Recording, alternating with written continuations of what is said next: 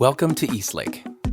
We are an inclusive faith community dedicated to the free search for truth and meaning, seeking to live out a more just and life-giving spirituality in the modern world. We see faith as less about doctrines and dogmas demanding total agreement, but a life to be lived, enjoyed, and given away to others. What unites us is a growing awareness that life is a gift and love is the point. We welcome the entire human family, regardless of race, age, creed, physical abilities, marital or economic status, gender identity, or sexual orientation. So if you are curious and have come to see, if you are tired and have come to rest, if you are grateful and have come to share, if you are journeying and have come to grow, if you are wounded and have come to heal, if you are joyful and have come to shine, welcome home.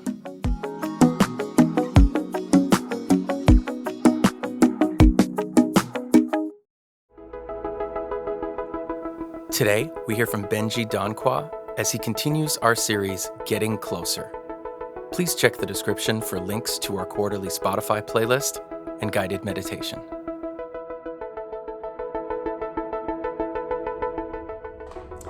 Good morning, Eastlake. My name is Benjie, and I'm coming to you all the way from Durango, Colorado. I found Eastlake about 6 years ago, and I like to say it was love at first sight. I fell in love with the community. Something really captivated me, even though it was online, and I've never looked back. So I'm locked in, and I've been really impacted by Eastlake and by your teachings, by your practices, by just you as a spiritual community. I was in a space when I found Eastlake where I had been, engaging in, open, interfaith, spiritual ideas about God and that kind of thing. But I was also within the context of a community where it didn't feel safe to kind of come out about those things or explore them kind of in a public way without being cautioned or outright kind of quieted. And so I, for a long time, had kind of been hiding, this part of me and really longing for a community that would kind of not only model, but where I could safely engage with these ideas within the community. And so it's been a real gift. Eastlake has been a gift to me because I feel like I can now see it tangibly, what it looks like for a community to engage in ideas that are open and inclusive and all of that good stuff. So I'm forever grateful for Eastlake and for the impact it has had on my own life. I want to welcome you to our new series on building healthy relationships called Getting Closer. And I am super excited to talk about empathy today in the context of building healthy relationships and kind of getting closer to each other. Whether it's friends or partners or kids,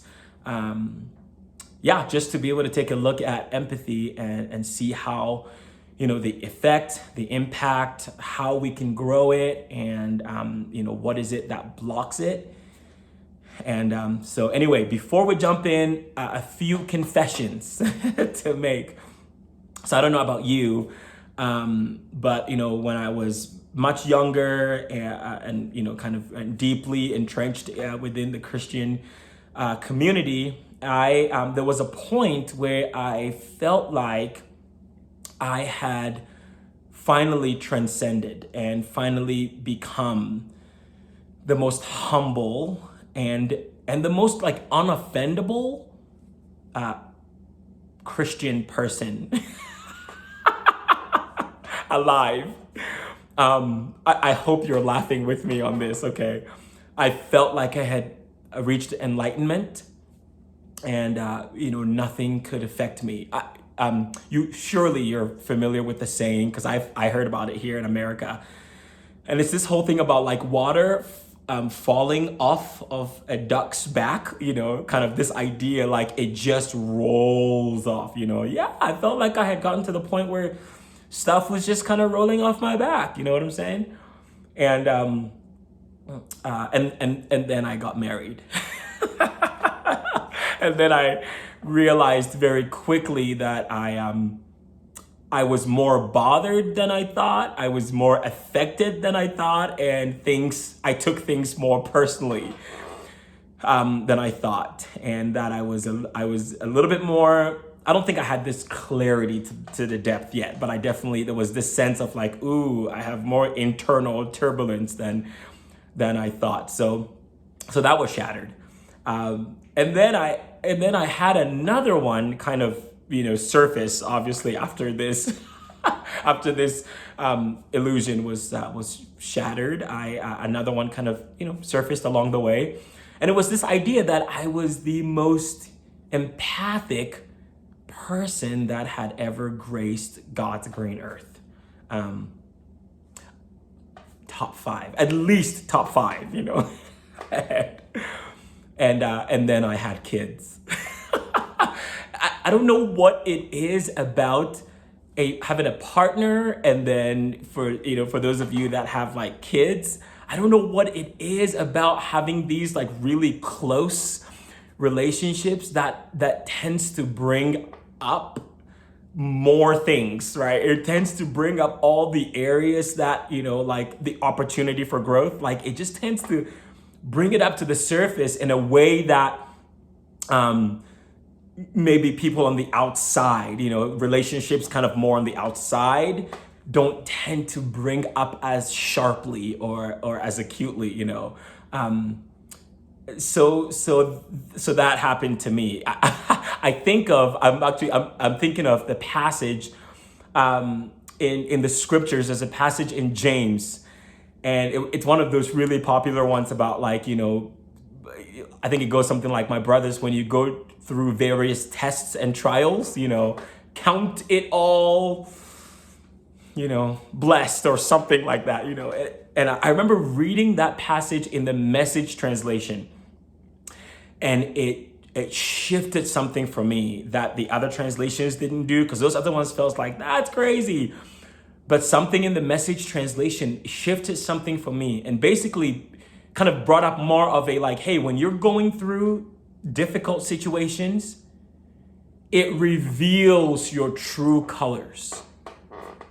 And I really liked that, because instead of feeling like, instead of feeling like I was doomed, and a failure, this actually felt more like, oh, this is information. Like when I go through trials and I go through tests, and in this situation when my illusions are shattered, that it's information. This is revealing areas in my life that need to grow more. And anyway, so that kind of brings me to that. But I'll never forget a few years ago. So I have 3 kids, 3 girls. I have a 14-year-old, I have a 12-year-old, and a 9-year-old. And I almost made the mistake of asking them what my empathy levels were at, and then I remembered, yeah, I'm probably not getting a passing grade. So I quickly kind of took that one back. But anyway, a few years ago, my youngest daughter, who we affectionately called Twinkle Toes for a long time, just because she was so gracious in the way she moved around the house. Like I think only her toes seemed to touch the floor, And anyway, I was kind of chilling on the couch, just having some me time. I was probably watching like Scandal or basketball or something. And I heard her coming, just kind of running upstairs, coming downstairs. And all of a sudden I heard a tumble, and then a loud noise, and then I heard crying. And you guys, I hope somebody out there kind of relates to this, because I just felt irritated. and so inconvenienced, by this situation. And so, right, but I'm sitting down on the couch and I'm kind of debating, like, what am I gonna do? I feel like I know what the right thing is, but I don't want to do it. Again, it sounds like something that Paul in the scripture said, right? So anyway, I'm sitting on the couch just having this battle, right? While my youngest daughter is, hurt and crying and sad, and I'm sitting on the couch, right, like totally irritated, upset, feeling inconvenienced, and then kind of in the midst of my like struggle, I kind of mumbled something like, honey, you're not supposed to like come running down the stairs, Yeah, anyway, so, and my youngest daughter, who, my partner and I think that basically she came wrapped up in a cloak of emotional intelligence, right? So she said something to the effect of, Dad, it's not your job to tell me how to feel, and you're being very unhelpful right now. Boy, did I snap out of it real quick, right? I felt called out, and sort of like with my tail between my legs, I put my pride aside and my, irritation aside, and just kind of, mustered up this vulnerable courage to be able to just console her and comfort her, and right. And I mean, I wish this story from a few years ago, right, and then I arrived, no such thing, right? It's just like, it's an ongoing growing, into deeper and deeper levels of empathy for me. So I share all of that to say, I come to you as a student, as a learner, as a fellow journeyer, and to say that, like, today I am, definitely not coming in my own authority, so to speak.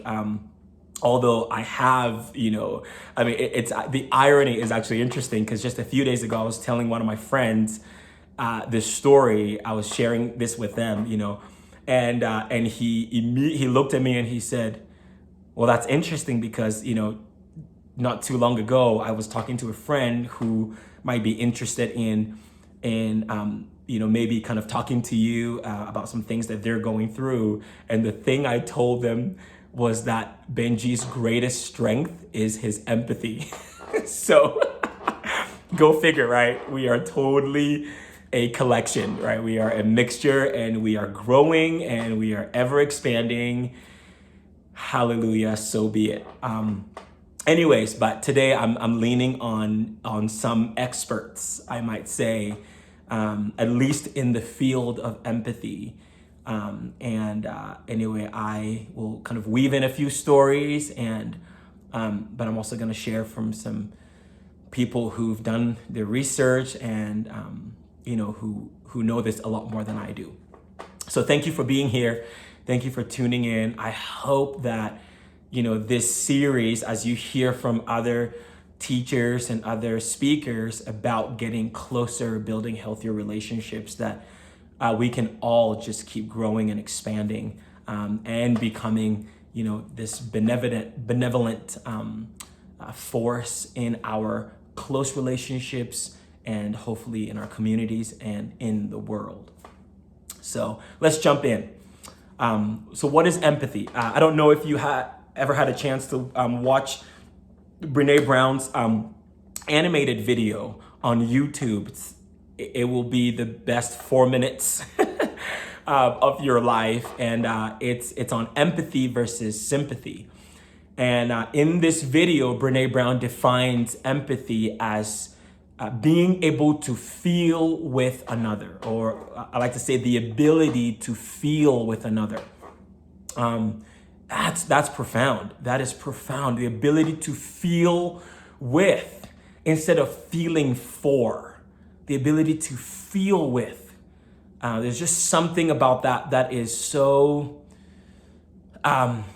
intriguing, so eye-opening, so powerful.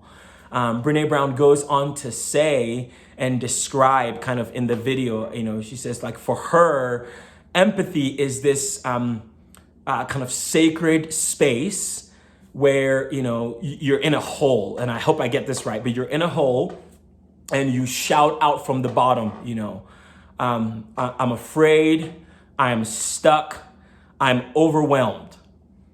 And, somebody kind of from the outside, hears this shouting coming out. They climb down the ladder and they say, hey, they look around for a moment. I know how it feels down here, and you're not alone.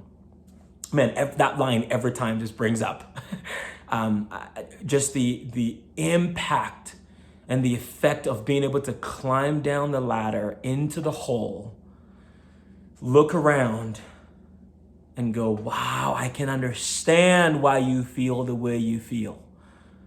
And to be able to say, you are not alone. Brene Brown says this, and I want to get it right. This quote, she says, empathy is a choice. And it's a vulnerable choice. And I completely agree. Because in order to connect with you, I have to connect with something in myself that knows that feeling. Let me say that one more time. Empathy is a choice, and it's a vulnerable choice. Because in order for me to connect with you, I have to connect with something in myself that knows that feeling. Wow. And I mean, we're going to unpack the whole idea of, being able to connect with something deep within oneself in order to be able to connect with others. But that is so profound. I was listening to a lecture by one of my favorite teachers, of all time, I think, Father Richard Rohr. And in the lecture, he quoted a line from Parker Palmer that resonated so deeply within me. It's that kind of resonance that literally just kept on going and going and growing inside of me. And the line was to fill the tragic gap with your presence. To fill the tragic gap with your presence. I mean, guys, it was so deep and rang so true that there was a part of me that felt uncomfortable. I've said a couple of times on this platform that I'm an Enneagram 2, and Enneagram 2s do not like, let's say it this way, they like to sugarcoat hard truth, and when I heard this, there was a part of me that was like, ooh, this is the kind of thing that I don't want to be misunderstood, because as a recovering, people pleaser and a, someone who really kind of likes to take on that Messiah complex, I didn't want it to be a kind of an excuse for someone like me or others who kind of, relate with that feeling to kind of keep on this, lifestyle of abandoning ourselves for others, and calling that some kind of heroic feat, meanwhile, all the while we're just dying inside and burning out. I didn't want that to be confused with the truth and the depth of what this line was communicating. It was kind of like when I heard it, I thought of, ooh, this is what all the great spiritual teachers who touched enlightenment, even if that wasn't kind of their reality for a long time. This is some of the things that they were communicating, about. I think of Jesus, when he said, greater love has no one than this, that they lay down their lives for their friends. And man, that is, you can hear that at one level and, and think, yes, kind of in a very egoic way, like, yes, I can accomplish that. I can make that happen. I will lay down. And then you can hear that at a soul, true self kind of depth. And it's sobering and it's humbling, and you know, wow, this is the kind of thing that the ego cannot offer. This is deep soul work that brings you to that place of filling in the tragic gap with your presence. Surely a place that I aspire to, but definitely not close at all. But it struck me as, ooh, this is empathy. I think somewhere deep down in the spiritual level, this is empathy, to be able to fill in the tragic gap, fill in the broken gap, fill in the troubled, disturbed, hurting gap with our presence, and especially in the context of this series that we're doing, it's our loved ones, right? It's our friends, it's our partners, it's our kids, it's our family, the people that we love and the people who love us. So I just want to offer that to you, as something for you to kind of think about, right? I know for me, it really kind of dropped me into like whoa, this is sobering, to be able to fill in the tragic gap with presence. Hey everyone, it's Kristen. Just wanted to take a moment to say thank you for tuning in. I hope that you're finding these messages helpful for you in your everyday life. That's what we're trying to do here, is gather around the idea that life is a gift and love is the point, and let's give ourselves ways to move forward in that in our own everyday world. So I wanted to take a moment to say thank you for being a part of this community. To those of you who have participated and given financially, we want to say thank you to you. Everything that we do here happens because people make contributions. People say, I value this place, I want it to exist for me and for other people, and so I'm going to support it. And so we just want to say how grateful we are that you do that. And for those of you who maybe haven't had a chance to contribute yet, we would ask you to consider maybe doing so. If you find this place beneficial, if you find these messages helpful for you, then consider joining us in that way. You could go to eastlakecc.com to make a contribution, and we just always are thankful for the people who want this place to exist. So thanks again for tuning in. Let's get back to the message.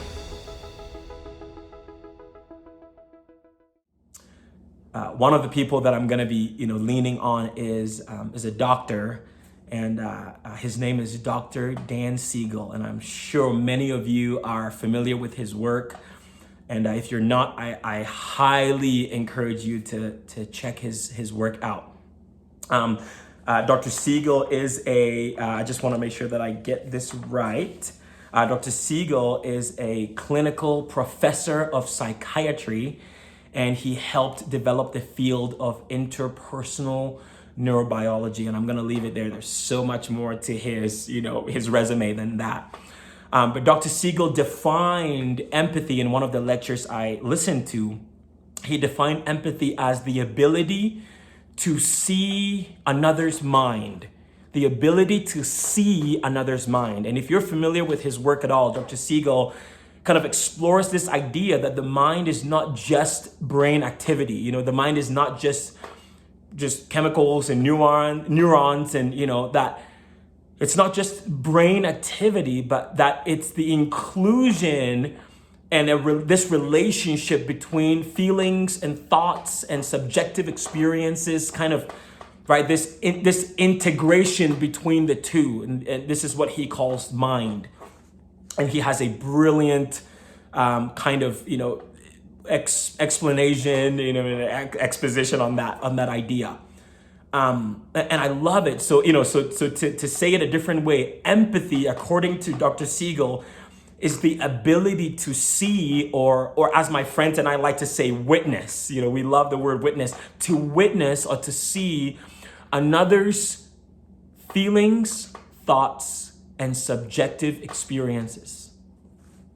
I don't know about you, but when I hear that, the ability to see or to witness, it strikes up in me like this is not surfacey.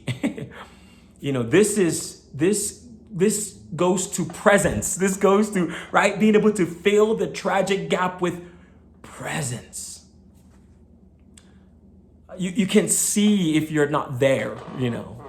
And so this ability to see another's feelings, thoughts, and subjective experiences. Dr. Siegel goes on to say that, you know, science, you know, knows and kind of has discovered, right, the 7 non-verbal signals that we as humans use. Again, forgive me if you are a, you know, scientist or a psychologist or or a neurobiologist for that matter. Again, I'm leaning heavily on, you know, on these experts, and so forgive me if I butcher or, you know, mess up something. Anyway, thank you for your grace. But Dr. Siegel talks about how to see, we have to use these 7, you know, nonverbal signals, right? And the 7 nonverbal signals that Dr. Siegel talks about are facial experience, facial expression, eye contact, tone, posture, gesture, timing, and intensity. I love this with everything inside of me. Like it makes so much sense that, you know, to be able to use facial expression, right, as being able to see and witness these experiences, eye contact, tone, posture, gesture, timing, and intensity. I love this. In another lecture, you know, Dr. Siegel talked about, you know, the many facets of empathy. And I believe he was referencing another book that talked about like the 8 facets of empathy. And I'm not going to unpack that in this talk, but it kind of brought me, you know, as I listened to the 8 facets of empathy, like emotional resonance, you know, like cognitive empathy. I realized, wow, there's a lot of us that kind of possess little pieces of these facets of empathy, and that if we can really integrate them, you know, really empathy becomes this kind of full-bodied experience, you know. It's not, I keep wanting to say it's not casual. It's, you know, it's not surfacey. It is powerful and deep. I'm thinking of it right now, so I'm gonna say it, but, you know, Dr. Siegel talked about how empathy is not a luxury in our relationships. Empathy heals it. So I'm just going to offer that right now. If it comes up again as we go, you know, we'll double dip in that way. A story that kept coming up for me when I was thinking about empathy and preparing this talk, really profound experience. One of the most profound experiences for me, for sure. But, you know, I've talked about, you know, my partner and I, Megan, being in therapy, kind of in a very intentional, focused way to repair some marital fracture and damage that I had caused by some decisions I had made. And thankfully, we landed a really incredible therapist that we love. And, you know, 8 years later, we're still in contact with. And in one of the sessions, you know, he talked about how he was going to be doing blood work, is what he called it. And it was basically being able to go back through events of our lives, beginning with childhood as far back as we could remember, and then kind of revisiting them. And you know, now I know, right, he was kind of integrating. The goal was to kind of awaken awareness and integrate these experiences, right? That some of them had become like the shadow. It's the thing that we have so repressed, we can't see them, but definitely are running the show. So anyway, so we were going to be doing this over the timeline of our therapy experience with him. And then along the way, he was going to be putting out fires as they came up. And so one session, my partner, Megan, was sharing about some of these, you know, painful, tragic events from her childhood. And you know, she was sharing with tears in her, you know, streaming down her face. And you know, and yeah, anyway, our therapist kind of turned to me in that moment, right? Because again, you can imagine, right? We're in this really tense, moment of our lives, and so there's a lot of anxiety and fear, right, in present. And so our therapist turned to me and he asked me the question. He said, "Benjie, what are you feeling? Can you share how you are feeling as Megan is sharing these events from her childhood?" And I did not do well. I did not respond well at all, and I'm giving myself love and compassion even in this moment for not knowing what I didn't know. And I basically said something like, I said, this was 8 years ago, so I can't remember the details, but I can feel it. I remember saying something like, I don't know about that. All I know is that she hurt me too. And our therapist, being as skillful as he is and just as experienced as he is, kind of redirected me and said, in the most gracious but very firm way, I was asking you how you felt about what Megan was sharing about these painful events in her childhood. And I remember swallowing and taking a deep breath, my lips quivering, my voice shaking. I remember saying, I feel sad.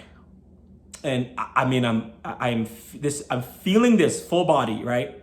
I feel sad and I feel angry because this happened to her. And it's like, for the first time, I opened up a space inside of me that was completely new to me. I didn't know what to do with. It felt very vulnerable. Kind of reminds me of Brene Brown's, quote about empathy being a vulnerable choice. It was so raw and so vulnerable for me to be able to step into that place and to see her experience and to feel her feelings. And it profoundly marked my life and changed and shifted a lot of what would be the unfolding relationship with my partner, as it's almost been 8 years, since that moment. We've almost lived a full, 8 years post, that therapy session. Man, and I like to say sometimes when I share this story that I feel like my therapist, he snatched me from the pit of shame and worthlessness, that feeling of worthlessness, and gave me a taste of dignity and self-acceptance and what it would be like to be able to empathize at a very deep level with others. So I think this kind of, brings up, what is it that kind of causes this lack of empathy, or this block of empathy. And for me, in my experience, right, because I know that there's always more than one layer, but I feel like a central layer for me in this experience was childhood trauma and childhood wounds, and the kind of mirroring that I received from my caregivers, but even beyond that, from my culture as a whole. And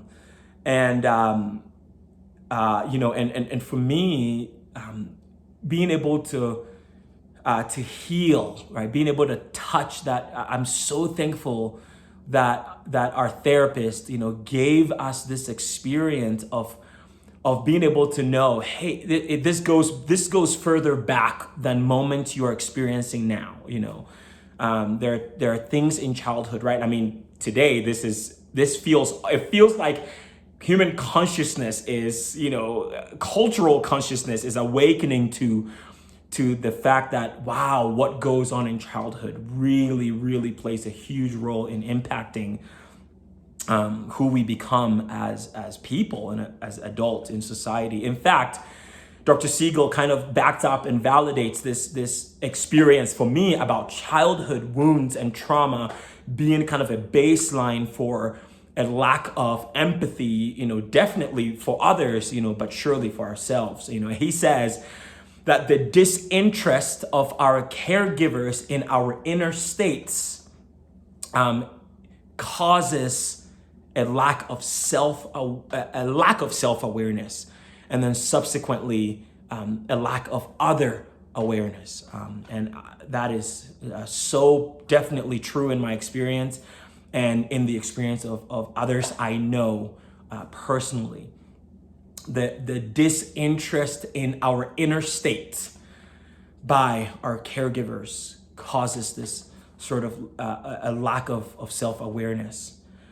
For me, that feels very baseline for me. I know that there are other kinds of things. One that Dr. Siegel mentioned was this forgetfulness that our skin is not our true self. That we confuse our skin, this outer layer, made of cells. We confuse that for the deeper layer of the true self, the inner consciousness that is literally everywhere, integrated, intricately woven in the fabric of all that is. And so I really love that. I love what Brene Brown said in her animated video, empathy is a choice. And I say that, and it's a vulnerable choice, and I say that because, right, for most of us, what trauma ends up doing is that, it causes us to not be able to know our internal states, our inner states. And Brene Brown says, right, in order for me to connect with you, I have to know something inside of myself, right, that is so deep. And that knows what it's like to feel what you're feeling. In order to connect with you, I have to connect with me. But most of us know this, right? That trauma causes us to disconnect from ourselves. And so again, I think this whole thing about, childhood wound and trauma being a kind of a basis for this sort of lack of empathy. I find that's crucial.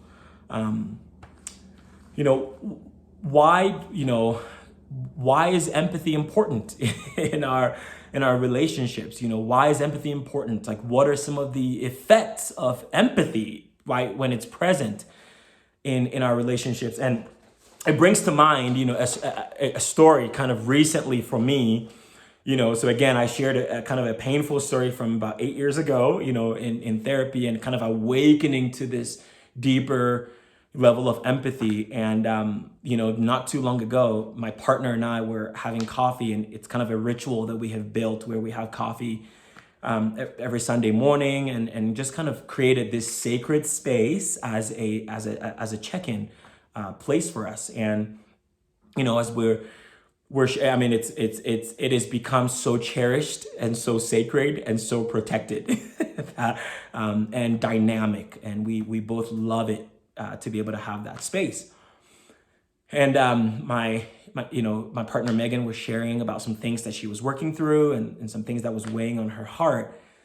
And as she shared, and this is still a reminder for me that I'm still growing, and I've come a long way, but right, I'm still growing. Is that typically, when someone starts to share something that's really painful or deep, in that usually painful or tragic, I feel this initial kind of discomfort inside of me. So when she was sharing, I started to feel this like discomfort inside of me, and I just remember breathing into it. I didn't fight it. I didn't panic. I didn't get frantic. I just breathed into it. And I started noticing it. I started breathing into it. And I just remember telling myself, it's your inner child afraid that there is no room to include this experience. And right, because that feeling, I don't know about you, man, but there's this feeling of like, I don't have enough room. I'm stuffed, right, because of trauma. And so I just remember breathing in and just telling myself, there's room to include this painful experience, to receive it, to see it, to witness it, to feel with it, And so I just kind of just gently and compassionately just kind of, moved into that space. And then I began to lock in. And then I began to just get so present to what she was sharing. And I began to just, I remember I just moved with compassion. I just put my one hand on her leg and one hand on her back, and just kind of, gently kind of rubbing her back and just inviting, more sharing and inviting more opening. And before you know it, we are so connected. There's just this deep connection happening, right? Which is one of the things that Brene Brown talked about in this video, was that empathy fuels connection. Anyway, we both kind of attested. There's this thing that we say to each other, which is like, ooh, the molecules just shifted, usually, and it's either for the positive or for the negative, but it's like this acknowledgement, wow, something just happened. Something profound just happened, and we were both witnessing that. Wow, and of course I was really proud of myself for the growth, even as I am confronted on a daily basis with how much more I need to grow in this area of empathy. But I want to say something about this, because I was listening to one of the lectures I listened to from Dr. Siegel. He talked about the 4 S's of attachment, secure attachment. And when I heard him kind of go through the S's, and he loves his acronyms, if you're familiar with his work, I was struck again by the reality of, oh my gosh, this is not, he was saying like, this is what children need to have secure attachment. And I think of secure attachment like in adult language as like connection. And he was saying, this is what children need to have secure attachment. And when I heard him say it, I went, oh my gosh, I think this is what happens when we experience an empathic interaction. So I'll just give it to you and then I'll let you kind of evaluate yourself too. But basically what Dr. Siegel said, the 4 S's were to be seen. And this is kind of, again, the seeing that he talked about earlier, right? That includes the facial expression, the tone, the gesture, the posture, like this full body experience. To be seen past the behavior or the information to really the depth. What is back there? Okay, so that was seen, soothed. To go past, again, this kind of seeing information to really, and even the feeling, to digging deeper and going, what do you need? What can I do to comfort you? What can I do to make you feel more than seen, but felt? What can I do to make you feel felt? And then the third S was safe.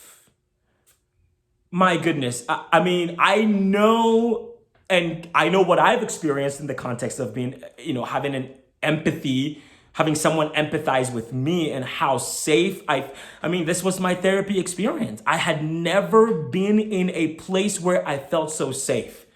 And that's because my therapist just empathized with me, even the parts of me that I have rejected for, I had rejected for 29 years. He deeply empathized with, right? And so these 3 S's, right? Seen, soothed, safe, then leads to secure attachment, which again, like I said, I think of it as connection. So we're landing the plane here, right? How do we foster empathy? And if you've been around Eastlake for any amount of time, you will not be surprised by this first thing that I'm going to say, and that's just doing the work of healing the inner child, doing the work of healing the traumatic parts of who we are, our pain, our wounds. And if it means going to therapy, if it means, grabbing a book, the resources that we have available to us today for the work of healing trauma and pain and, just tragic, upbringings, it's unbelievable, and so you don't have to look too far. I mentioned Brene Brown. I mentioned Parker Palmer. I mentioned Dr. Siegel. I don't know how many of you follow the holistic psychologist on Instagram and her recent book, How to Do the Work. Right? These are all resources that can kickstart this journey of healing and awareness, right? That which creates room for us to be able to, include the experiences of others, the perspectives of others. And I would say, if I could kind of, again, geek out on Dr. Siegel's, resource, right? He talks about, fostering empathy as being able to play our part, and again, part is an acronym for presence, attunement, resonance, and trust. And presence, being able to just open up to the experiences of others, open up to our friends and our loved ones, our partners, our kids, being able to just kind of stay in this open place, and attunement, being able to focus our intention on their inner state, being able to really dial in, pay attention to that, right? Resonance, being able to feel their ache, to feel what they feel, and yet be able to differentiate ourselves from them, right? I am me and you are you, and you are having an experience, and I can come into that experience and participate in that experience with you without getting lost in it.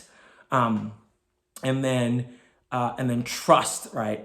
He talked about this win-win situation, that when we're able to do these things, that it results in connection, it results in the fueling of connection. Everybody wins when empathy is present.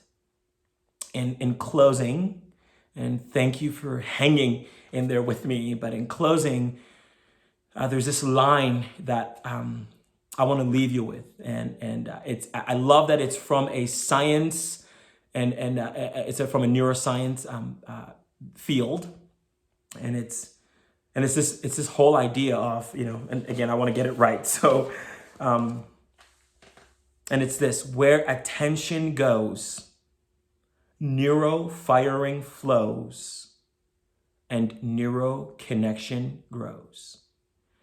Where attention goes, neuro firing flows, and neuro connection grows.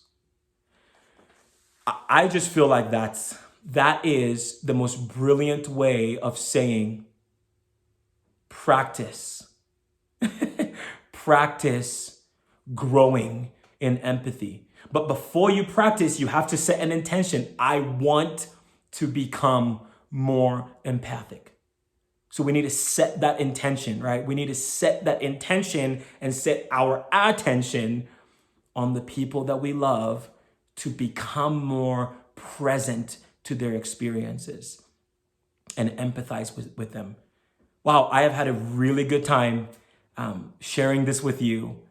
Thank you for being here. Thank you for wanting to grow and flourish as a human being within the context of your relationships. It has been my honor to offer this to you, and I pray all the best for you and for your loved ones. Thank you for your time. Thank you for joining us. To make a donation, head to eastlakecc.com/donate.